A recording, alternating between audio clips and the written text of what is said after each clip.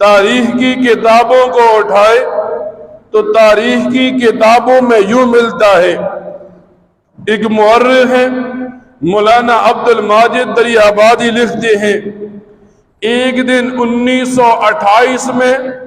میں حکیم الامت مولانا اشرف علی تھانوی رحمہ اللہ کی خدمت میں گیا۔ میں ان سے کلام کر رہا تھا۔ مولانا اشرف علی تھانوی رحمہ اللہ فرمانے لگے، میرا دل چاہتا ہے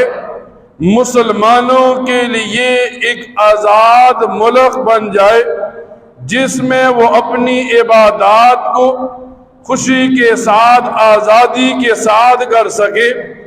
جس میں شریعت کے مطابق سزائیں دی جائیں،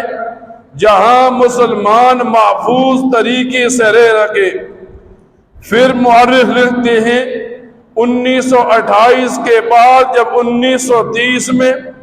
اس ہی تصور کو لے کر آنے والی شخصیت علامہ اقبال ہے، جنہوں نے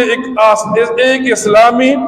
آزاد ملک کا تصور دنیا کو دیا۔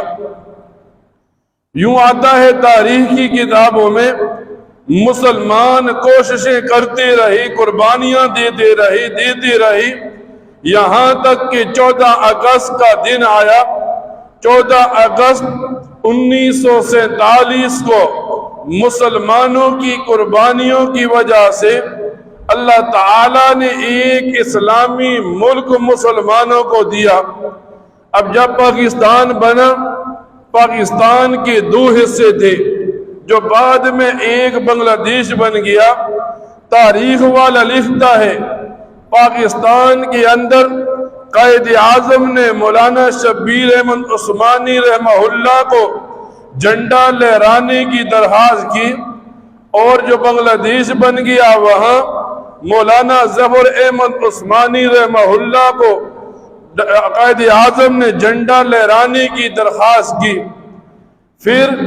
جب پاکستان مرز وجود میں آیا تو علامہ شبیر احمد عثمانی، علامہ ظفر احمد عثمانی قائد اعظم سے ملاقات کے لیے آئے، اسے مبارکباد دینے لگی تو قائد اعظم محمد علی جناح کہنے لگا، یہ آپ ہی کی محنتوں کی وجہ سے ہے۔ آج ایک آدمی کی دنیا میں عزت نہیں، گھر میں، محلے میں عزت نہیں، نہ عقل ہے نہ سوچ ہے، اور ایک آدمی کھڑا ہو کر کہتا ہے علماء کا، دیندار طبقے کا سیاست سے کیا کام ہے، تو اسے بتایا جائے پاکستان کا تصور دینے والا بھی ایک عالم ہے، قربانیاں دینے والے بھی علماء ہیں،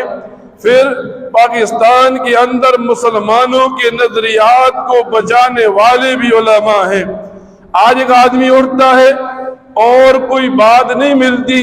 یہ بات ضرور کرتا ہے علماء کا سیاست سے، دینداروں کا سیاست سے کیا کام ہے، تو اسے بتایا جاتا ہے آج جس آزاد ملک میں تو رہتا ہے،